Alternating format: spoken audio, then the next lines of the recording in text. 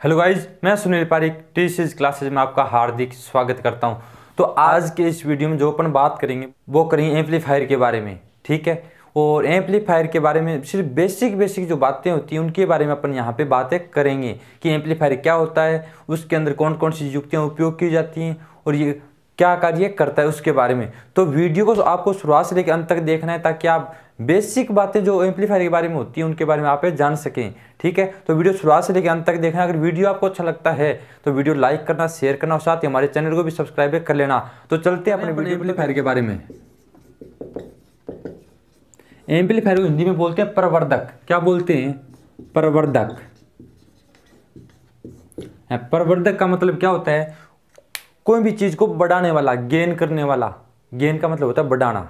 ठीक है, और अपने पास अगर मान लीजिए कोई भी युक्ति है या कोई भी ऐसी मशीन है या कोई भी ऐसी चीज़ है अपने पास जो जिसको अपन कुछ भी दें वो अपने जो इनपुट के रूप में अपने को जो देगी उसको बढ़ा कर दे दे, यानी इनपुट को बढ़ाकर आउटपुट अपने को दे दे, वो क्या कहलाता है? अपने पास एम्पलीफायर कहलाता है। और एम्पलीफायर के बारे में अपन सामान्य बात करें तो आप इस प्रकार समझ सकते हो कि अपने पास डीजे की जो मशीन होती है, यानी कि अपने पास जो गाने वगैरह बजाते हैं अपनी जो मशीन होती है, उस मशीन में अपन क्या करते हैं? मोबाइल से इनपुट देते हैं। ठीक है, कोई भी सॉन्ग बज रहा है उसको मोबाइल से अपने उसको इनपुट के रूप में दे देते हैं और वो बड़े स्पीकर में आउटपुट के रूप में बहुत तेज आवाज़ से आपको सुनाई देता है। वो ये क्या है? आपके पास एम्पलीफायर। ठीक है, एम्पलीफायर का मतलब क्या हो गया? प्रवर्धक, बढ़ाने वाला। तो अपन ने वहाँ पे इनपुट दी, उसको बढ़ा कर क्या दे दिया?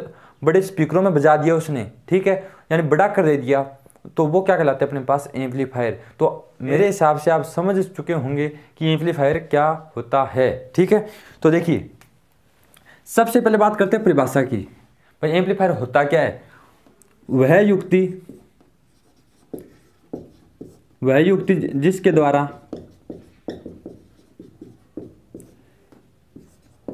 इनपुट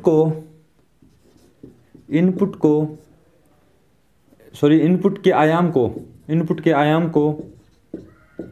आयाम होता है एम्पलीट्यूड। ठीक है, अभी बात करेंगे आयाम क्या होता है। इनपुट के आयाम को बढ़ाकर आउटपुट अपने को दे दे, क्या कहलाता है? एम्पलीफायर कहलाता है। तो समझ गए होंगे, ये होती है इसकी परिभाषा, यानी कि वह युक्ति जिसके द्वारा इनपुट के आयाम को बढ़ाकर अपने को आउटपुट दे दे, वो क्या कहलाती है? अपने पास एम्पलीफायर कहलाती है। ठीक है, तो यहाँ से अपने को सिर्फ आयाम बढ़ाना है। ठीक है, अगर आप अपने पास ये मान लीजिए मेरे पास क्या कोई एसी है, अल्टरनेटिंग करंट, वो भी साइन वेव। इसका आयाम कौन सा है? ये वाला क्या है इसका आयाम? यहाँ से लेके यहाँ, यानी कि शून्य और इसके अधिकतम मान के बीच की दूरी क्या कहलाती है? अपने पास आयाम। इसके मान को बढ़ा दे वो। ठीक है, परंतु इसकी जो तरंग है इस प्रकार की, यानी साइन वेव है ये, तो साइन वेव ही रहनी चाहिए। इसके मान में कोई परिवर्तन नहीं होना चाहिए। यहाँ पे जैसे इसने आयाम को बढ़ाया, आयाम को इस प्रकार बढ़ाया इसने, इस प्रकार, तो यहाँ से बढ़ गया ना ये मान, यहाँ से लेके ये, यहाँ से ये इतनी दूरी हो गई, ये पहले इतनी थी अब इतनी हो गई, आयाम क्या हो गया? यहाँ पे बढ़ गया।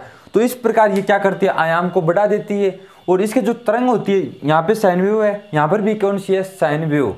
तो इसके यानी कि इसकी जो तरंग व आवृत्ति के मान में कोई भी परिवर्तन नहीं करती है। कौन? एम्पलीफायर। यानी प्रवर्धक जो होता है तरंग और आवृत्ति के मान में बिल्कुल भी परिवर्तन नहीं करता। ये सिर्फ किसके मान में परिवर्तन करता है? इसके आयाम के मान में। ठीक है, आयाम यहाँ पे चेंज हो जाता है। अगर आपके पास आयाम चेंज नहीं हुआ तो वो एम्पलीफायर नहीं होता है। ठीक है, वो एम्पलीफायर नहीं होता है। एम्पलीफायर वही होगा जो आयाम को बढ़ा दे, क्या कहलाएगा? अपने पास एम्पलीफायर कहलाएगा। तो ये इसकी परिभाषा, ये चीज़ आप याद रखना कि जो एम्पलीफायर होता है वो क्या चीज़ चेंज नहीं करता, तरंग और आवृत्ति में बिल्कुल भी चेंज नहीं करता है। जो इसकी तरंग है, अब तरंग कौन सी? यहाँ पे साइन वेव, ये इसकी स्क्वायर वेव नहीं बना सकता, ये त्रिभुजाकार नहीं बना सकता इसको। ठीक है, तो अगर इसने त्रिभुजाकार बना दिए इसको, से इसने क्या किया? अगर इसने त्रिभुजाकार बना दिया तो ये एम्पलीफायर नहीं कहलाएगा। एम्पलीफायर क्या होता है? सिर्फ आयाम को बढ़ाता है, ना कि तरंग में परिवर्तन करता है। तो ये थी इसकी एक्यूरेट परिभाषा। तो आपको परिभाषा मेरे हिसाब से याद हो गई होगी और समझ में भी आ गया होगा कि अपने पास एम्पलीफायर क्या होता है। ठीक है, अब चलिए आगे। अब अपन बात करते हैं, अगर आपको एम्पलीफायर बनाना है तो अपने पास क्या क्या घटकों की जरूरत पड़ेगी, यानी क्या क्या कंपोनेंट अपने को चाहिए जो जो एम्पलीफायर की तरह कार्य कर सकें, यानी अपने पास वो चीज़ें होंगी तभी अपना क्या वो बनेगा, एम्पलीफायर बनेगा। अगर उनमें से कोई भी एक चीज़ कंप्लीट नहीं हुई तो भी अपना एम्पलीफायर क्या रह जाएगा, अधूरा रह जाएगा। तो क्या क्या चीज़ होती है, देखो सबसे पहला तो होता है डीसी स्रोत, डीसी बड़ा लिख देता हूँ, ठीक है, डीसी स्रोत। अब डीसी सोर्स जो होता है अपने पास वो क्या करता है, बायसिंग का कार्य करता है। क्या करता है, बायसिंग का कार्य। जैसे अपन ने क्या किया था, अपने पास एक ट्रांजिस्टर था, उसके अंदर मैंने क्या दिया था, इनपुट बायसिंग की थी उसकी, और बायसिंग के लिए मैंने वहाँ पे क्या दी थी, डीसी, ठीक है। और मुझे यहाँ पे बढ़ाना किसको है, एसी को। ये एसी का कोई मेरे पास कोई आवृत्ति, कोई तरंग थी मेरे पास ये वाली, इसका मुझे क्या करना है, एम्पलीट्यूड बढ़ाना है। तो एम्पलीट्यूड बढ़ाना, तो इस प्रकार बढ़ाना है मुझे, मान लीजिए इस प्रकार का आएगा एम्पलीट्यूड। अगर इस प्रकार का आपको चाहिए, इस प्रकार का अगर चाहिए आपको, तो मान लीजिए मेरे पास क्या, ये कोई एम्पलीफायर, ठीक है। यहाँ पे मैं क्या कर देता हूँ, इसके इनपुट दे देता हूँ, इनपुट एसी, एसी दे देता हूँ, ठीक है। ये मैंने दे दिया एसी। अब आउटपुट देगा, ये क्या मेरे पास एम्पलीफायर। तो पूरा देखना वीडियो को और समझने की कोशिश करना। अगर फिर भी आपको कोई दिक्कत होती है आप हमें कमेंट करके बता सकते हैं, ठीक है। ये पूरी बेसिक बातें आपको आनी चाहिए, और ये आपको तभी आएंगे जब आप वीडियो शुरुआत से लेकर अंत तक देखते हैं। अगर आप ये वीडियो अधूरा देखते हैं तो आपके कोई काम की बात नहीं है, ठीक है। तो समझना ध्यान से, आपके बहुत जगह काम भी आएंगी ये चीज़ें। यहाँ से मैं दे रहा हूँ एसी, और ये मेरे पास है एम्पलीफायर। ये क्या कर देगा, इसको आउटपुट के रूप में अपने को दे देगा। ये आउटपुट यहाँ पे अपने को दे देगा। यहाँ पे मैं एसी दे रहा हूँ, ये एम्पलीफायर है, ये मुझे आउटपुट दे देगा। अब यहाँ पे एसी तो दे रहा हूँ मैं मात्र, और एसी अगर मैं केवल और केवल एसी देता हूँ तो उसका अगर एम्पलीट्यूड मुझे बढ़ाना है तो यहाँ पे कोई ऐसी चीज़ तो लगी नहीं है जो इसको बढ़ा देगी। कुछ ना कुछ मुझे एक्स्ट्रा चीज़ देनी पड़ेगी ताकि उस चीज़ को इस एसी के अंदर मिला के क्या कर दे, बढ़ा दे उस चीज़ को एक्स्ट्रा करके। अब जैसे मान लीजिए मुझे क्या करना है, आटा लेने जाना है, कहीं पे आटा लेने जा रहा हूँ, उस आटे को मुझे बढ़ाना है तो उसके अंदर मुझे क्या करनी पड़ेगी, मिलावट करनी पड़ेगी। आटे को बढ़ाने के लिए मुझे मिलावट करनी पड़ेगी। उसी आटे जैसी कोई चीज़ लूँगा मैं, उसको आटे के अंदर मिलावट करूँगा तो अपना आटा क्या हो जाएगा, बढ़ जाएगा। उसी प्रकार यहाँ पे एसी यानी प्रत्यावर्ती धारा है, उसको मैं एम्पलीफायर के अंदर दे रहा हूँ, ठीक है। एम्पलीफायर के अंदर दूंगा, मुझे उसको बढ़ावा चाहिए, यानी इसका एम्पलीट्यूड मुझे ज़्यादा, इसका एम्पलीट्यूड मुझे यहाँ पे ज़्यादा चाहिए, ठीक है। अगर मुझे एम्पलीट्यूड ज़्यादा चाहिए तो मुझे क्या करना पड़ेगा, कोई ऐसी चीज़ लेकर आऊँगा इसी प्रकार की जो इसके अंदर मिलावट करूँगा मैं, तो क्या कर दे वो इसको बढ़ा दे, ठीक है। क्या कर दे, बढ़ा दे। तो यहाँ पे क्या लेके आऊँगा मैं, कोई डीसी स्रोत, ये डीसी सप्लाई, ये मैंने दे दी यहाँ पे डीसी सप्लाई। ये डीसी सप्लाई कहाँ पे जाएगी, एम्पलीफायर के अंदर जाएगी। और यहाँ से मैं एसी दे रहा हूँ तो ये क्या करेगी, इसके जो एम्पलीट्यूड है उसके मान में वृद्धि करवाने का कार्य कौन करती है, यहाँ पे डीसी सप्लाई करती है। और डीसी सप्लाई आपके पास नहीं है तो आपके पास यहाँ पे जो ट्रांजिस्टर वगैरह, बीजेटी, मॉसफेट कुछ भी लगे हैं वो एक भी युक्ति काम नहीं करेगी, और आपका जो आउटपुट होगा वो बढ़ेगा नहीं, तो एम्पलीफायर काम ही नहीं करेगा। अगर आपको आउटपुट के रूप में एम्पलीफायर यानी आउटपुट के रूप में अगर आपको एसी एम्पलीट्यूड ज़्यादा चाहिए एसी का, तो आपको क्या करना पड़ेगा, डीसी सप्लाई देनी पड़ेगी। तो यहाँ पे आपको क्या मिल जाएगा, आउटपुट। और आउटपुट कैसा मिलेगा, इस प्रकार का आपको आउटपुट मिल जाएगा। तो ये क्या कहलाता है आपके पास, एम्पलीफायर। और आपको क्या चाहिए, सबसे पहले डीसी स्रोत चाहिए। तो समझ गए मेरे हिसाब से। अब दूसरा पॉइंट जो आता है अपने पास आता है बायसिंग प्रतिरोध। क्या आता है, बायसिंग प्रतिरोध, ठीक है। तो यहाँ पे मैं ले लेता हूँ बायसिंग प्रतिरोध।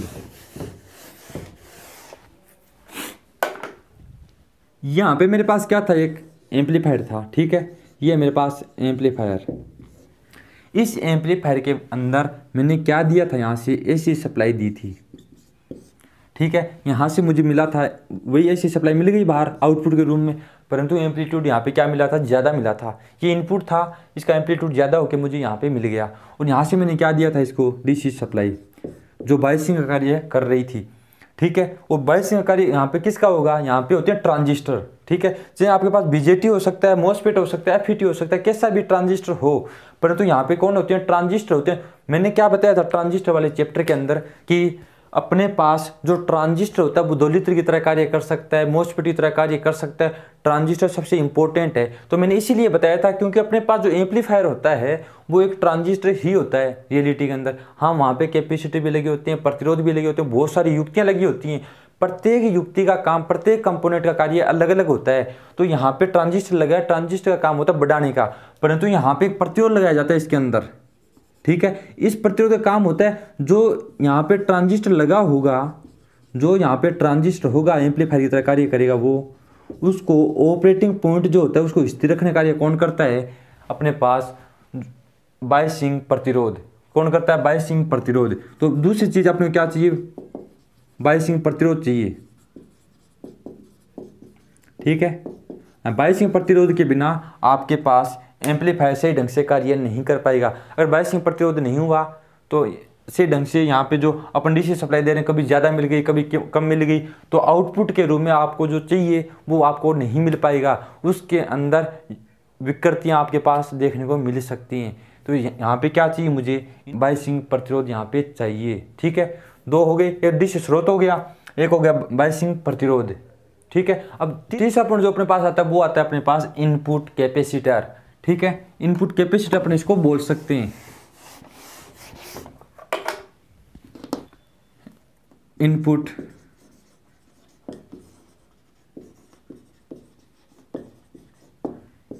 कैपेसिटर, इनपुट कैपेसिटर यहाँ पे जो कार्य करेगा वो बहुत ज़्यादा इंपॉर्टेंट है। मान लीजिए मैं यहाँ से क्या दे रहा हूँ, कोई एसी सप्लाई। अब एसी सप्लाई मान लीजिए मेरे घर वाली दे रहा हूँ या कहीं और से दे रहा हूँ, या डीसी को एसी में परिवर्तित करके दे रहा हूँ, कहीं से भी दे रहा हूँ, ठीक है। उसके अंदर थोड़े बहुत जो गुण होते हैं वो डीसी के हो सकते हैं। बाई चांस हो गए तो, अगर नहीं है तब तो अच्छी बात है, अगर हो गई गलती से तो क्या होगा। जैसे मान लीजिए ये अपने पास जो एम्पलीफायर कार्य करता है वो कहाँ पे करता है, अपन इन्वर्टर होता है, ठीक है। इन्वर्टर होता है, इन्वर्टर के अंदर अपन क्या लगाते हैं, 12 वोल्ट की बैटरी लगाते हैं, ठीक है। 12 वोल्ट की बैटरी लगा के मैं डीसी को एसी में परिवर्तित करूँगा इन्वर्टर के द्वारा, और उसको फिर बढ़ाऊँगा, तो वहाँ पर मुझे एम्पलीफायर की तरह कार्य करवाना है। तो मुझे क्या चाहिए कि अपने पास जो इनपुट के रूप में इस एम्पलीफायर को जो मिले वो केवल और केवल क्या मिले, एसी मिले, केवल और केवल क्या मिले, एसी, ठीक है। तो मुझे यहाँ पे क्या करना पड़ेगा, अगर ये जो इनपुट वाली एसी है इसके अंदर अगर मिलावट है, क्या है मिलावट कैसी कि यहाँ पर एसी भी है, एसी के अंदर थोड़ी बहुत गुण किसके हैं, डीसी के। तो डीसी को मुझे यहाँ पे क्या करना पड़ेगा, रोकना पड़ेगा। डीसी को मुझे यहाँ पे क्या करना पड़ेगा, रोकना पड़ेगा। तो यहाँ पे मैं क्या लगा देता हूँ, कैपेसिटर लगा देता हूँ। क्या लगा दिया, कैपेसिटर, लो ये लग गया कैपेसिटर। और कैपेसिटर किस पे कार्य करता है, केवल और केवल एसी पे कार्य करता है, डीसी पे कार्य नहीं करता। यानी कि एसी को तो क्या कर देता है, पास कर देता है, और डीसी को क्या कर लेता है, रोक लेता है। यानी कि जो अपने पास इनपुट अपन दे रहे हैं उसके अंदर अगर थोड़ी वो डीसी है, उसके लिए क्या करेगा, ये बहुत ज़्यादा अवरोध उत्पन्न करेगा। और जो अपने पास एसी है उसके लिए निम्न प्रतिरोध उत्पन्न करेगा, यानी कि एक सीधे वायर की भांति ये कार्य करेगा, और एसी इसके अंदर से पास होकर एम्पलीफायर के पास अंदर पहुंच जाएगी, और जो डीसी है वो आपकी यहीं पे रुक जाएगी। तो इसके लिए अपने को क्या चाहिए, इनपुट कैपेसिटर, डीसी को रोकने के लिए और एसी को पास करने के लिए। तो समझ गए यहाँ पे इनपुट कैपेसिटर का कार्य क्या होता है, ठीक है। अब जो बात कर रहे हैं अपन कर रहे हैं कपलिंग कैपेसिटर के बारे में, ठीक है। एक कपलिंग कैपेसिटर भी होता है। जो इनपुट कैपेसिटर है ना, इनपुट वाला कैपेसिटर वो जुड़ा होता है बेस से, ठीक है। एक जुड़ा होता है अपने पास एमीटर से। दो प्रकार के यहाँ पे कैपेसिटर जुड़े होते हैं।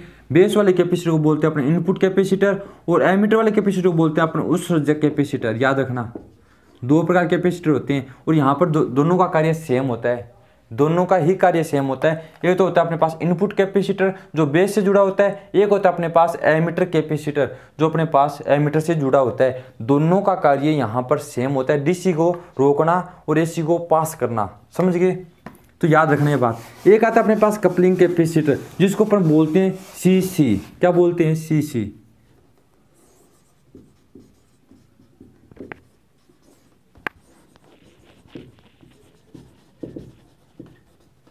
कपलिंग कैपेसिटर इसको बोलते हैं सीसी। अब इस सी को छोटा लिखते हैं थोड़ा, ठीक है। कपलिंग कैपेसिटर, समझिए। अब इस कपलिंग कैपेसिटर कार्य ये होता है कि मान लीजिए मैं यहाँ पे क्या, मेरे पास कोई एम्पलीफायर, ये है मेरे पास कोई एम्पलीफायर, ठीक है। इस एम्पलीफायर को यहाँ पर एक दूसरा एम्पलीफायर है मेरे पास, उसके साथ कनेक्ट करना है।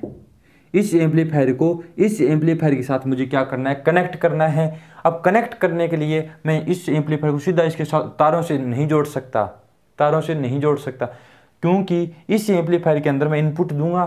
क्या दूंगा, यहाँ पे इनपुट दूंगा, ये दे दी मैंने इनपुट। अब ये जो आउटपुट देगा मुझे इस प्रकार के, मतलब जो अपने पास ये होता है ना आयाम बड़ा हुआ आउटपुट देगा। क्या पता वहाँ पर थोड़े बहुत डीसी के भी गुण आ गए होंगे गलती से, क्योंकि यहाँ पे मुझे क्या देनी पड़ती है, डीसी देनी पड़ती है, तो थोड़े बहुत डीसी के गुण आ सकते हैं। ठीक है, इस डीसी के गुण को रोकने के लिए मुझे यहाँ पे क्या लगाने पड़ते हैं, कैपेसिटर लगाने पड़ते हैं, और इसको मैं इसके साथ कनेक्ट कर देता हूँ। यानी कि दो एम्पलीफायर को कनेक्ट करने के लिए जो कैपेसिटर प्रयोग किए जाते हैं ना, उसको अपने क्या बोलते हैं, कपलिंग कैपेसिटर बोलते हैं। इसकी भी अपने को जरूरत पड़ेगी, क्योंकि कई बार क्या होता है एक अकेला एम्पलीफायर से ढंग से कार्य नहीं कर पाता, इसलिए मुझे क्या करना पड़ता है, दूसरा मतलब एम्पलीफायर लगाना पड़ता है उसके साथ। यानी एक आदमी काम नहीं कर पाए तो दूसरा आदमी साथ में लगा दो, दोनों मिलकर कार्य कर लेंगे। तो यहाँ पे दोनों मिलकर कार्य कर लेते हैं, तो इसलिए यहाँ पे किसका उपयोग किया जाता है, कपलिंग कैपेसिटर का। ठीक है, अब बता देता हूँ कुछ, ये तो थी मतलब अपने को एक एम्पलीफायर बनाने के लिए किस किस चीज़ की जरूरत पड़ती है अपने को, उनके बारे में। ठीक है, अगर अपने बेसिक बातों के बारे में बात करें अपन, तो बेसिक बातें तो थी ये, और इसके अलावा थोड़ी बहुत मोस्ट इंपॉर्टेंट बातें हैं जो बता देता हूँ आपको। ठीक है, उसके अलावा जो एक्स्ट्रा बातें हैं वो करेंगे अपना अगले वाली वीडियो में डिस्कस, तो उस वीडियो में आप जरूर देखना। देखिए एम्पलीफायर क्या करता है, इनपुट अपन जो इनपुट देते हैं, जो आउटपुट के रूप में अपने को मिलता है, उसके अंदर एम्पलीट्यूड बढ़ा हुआ मिलता है आपको। ठीक है, अगर आपको मान लीजिए इनपुट मैं दे रहा हूँ, आउटपुट के रूप में जो मुझे मिल रहा है वो बढ़ा हुआ नहीं मिला, दोनों क्या हो गए, बराबर। इनपुट किसके बराबर हो गया, आउटपुट के बराबर। किसी एम्पलीफायर के अंदर मैंने क्या किया, इनपुट दिया, जो आउटपुट मुझे मिला वो बिल्कुल भी बढ़ा हुआ नहीं मिला, बराबर मिला है। अगर मैंने यहाँ पे क्या किया है, 5 वोल्ट दिए, 5 वोल्ट। ठीक है, तो इसका जो आयाम इसका जो था वो मुझे क्या मिला है, 5 वोल्ट मिल गया, इससे ज़्यादा मुझे मिला ही नहीं। तो वो क्या एम्पलीफायर कहलाएगा, नहीं, वो एम्पलीफायर बिल्कुल भी नहीं कहलाता। एम्पलीफायर का कार्य ही क्या होता है, एम्पलीफायर यानी प्रवर्धक, यानी बढ़ाने का कार्य करने वाला ही क्या कहलाता है, एम्पलीफायर। इस क्रिया को क्या बोलते हैं, अपन एम्पलीफिकेशन बोलते हैं। ठीक है, एम्पलीफायर तो बोलते हैं युक्ति को, उसके द्वारा जो कार्य किया जाता है ना उसको बोलते हैं अपने एम्पलीफिकेशन। और यहाँ पे अगर आपके पास इनपुट जो आपने दिया, मान लीजिए मैंने ये इस प्रकार इनपुट दिया और इसी प्रकार मुझे क्या मिल गया, यहाँ पे आउटपुट मिल गया, सेम है दोनों में कोई डिफरेंस नहीं है। तो इस प्रकार की युक्ति आपके पास क्या कहलाती है, बफर। क्या कहलाती है, बफर, बुफेलो नहीं, बफर। क्या कहलाती है, बफर। और मैं यहाँ पे इनपुट दे रहा था, आउटपुट ज़्यादा मिल रहा था, तब अपने पास क्या कहलाती है, प्रवर्धक। ठीक है, मतलब पहले तो आउटपुट ज़्यादा था, अब यहाँ पे दोनों बराबर हो गए। अगर गलती से मैंने कोई इनपुट दिया और जो मुझे आउटपुट मिला वो आउटपुट क्या रह गया मेरे पास, कम। आउटपुट क्या रह गया, कम। यहाँ पे आउटपुट ज़्यादा था तब एम्पलीफायर था, यहाँ पे आउटपुट क्या रह गया, कम। अगर मैं कहीं पर इनपुट देता हूँ और आउटपुट जो मुझे मिलता है वो कम रह जाए, तो उस प्रकार की जो युक्ति होगी उसको अपन बोलते हैं एंटेन्यूटर। क्या बोलते हैं, एंटेन्यूटर। ठीक है, एंटेन्यूटर। तो ये चीज़ याद रखें, एंटीन्यूट्री क्या होता है, यानी कि अगर वह युक्ति होती है जो जिसको अपन क्या करते हैं, इनपुट देते हैं और आउटपुट के रूप में अपने जो मिलता है वो क्या मिलता है, कम, कम कर देती है, ये उसकी आयाम को भी कम कर देती है, तो अपने क्या कहलाता है, वो एंटीन्यूट्र कहलाता है। तो ये अपना एम्पलीफायर, और एम्पलीफायर बनाने के लिए अपने सबसे ज़्यादा इंपॉर्टेंट चीज़ कौन सी होती है, अपने पास होती है ट्रांजिस्टर। ट्रांजिस्टर आपके पास बीजेटी के रूप में हो सकता है, मोसफेट के रूप में हो सकता है, एफईटी के रूप में हो सकता है, कैसा भी ट्रांजिस्टर हो सकता है। तो अपने क्या चाहिए, एक ट्रांजिस्टर जरूरी होता है। ठीक है, तो इंपॉर्टेंट युक्ति कौन सी है, ट्रांजिस्टर। तो आप ट्रांजिस्टर वाले चैप्टर ढंग से पढ़ लेना, और ये यानी कि अगर आपके पास ट्रांजिस्टर से ढंग से समझ में आ चुका है तो ये वाला जो चैप्टर है यानी एम्पलीफायर जो चैप्टर है वो आसानी से आपके समझ में आ जाएगा। तो ये वाला वीडियो अपना यहीं तक रहेगा। इसके अंदर सिर्फ अपने बेसिक चर्चाएं की हैं एम्पलीफायर के बारे में, और इसके अलावा जो बात करेंगे वो करेंगे अपने अगले वाली वीडियो में बात। तो इस वाली वीडियो में अपनी यहीं तक बात करेंगे। तो मैं आशा करता हूँ ये वीडियो आपको पसंद आया होगा। अगर वीडियो आपको थोड़ा बहुत भी अच्छा लगा है तो वीडियो लाइक ज़रूर करना, शेयर करना, और साथ ही हमारे चैनल को भी सब्सक्राइब कर लेना। तो मिलते हैं अपने नेक्स्ट वीडियो में, तब तक के लिए धन्यवाद।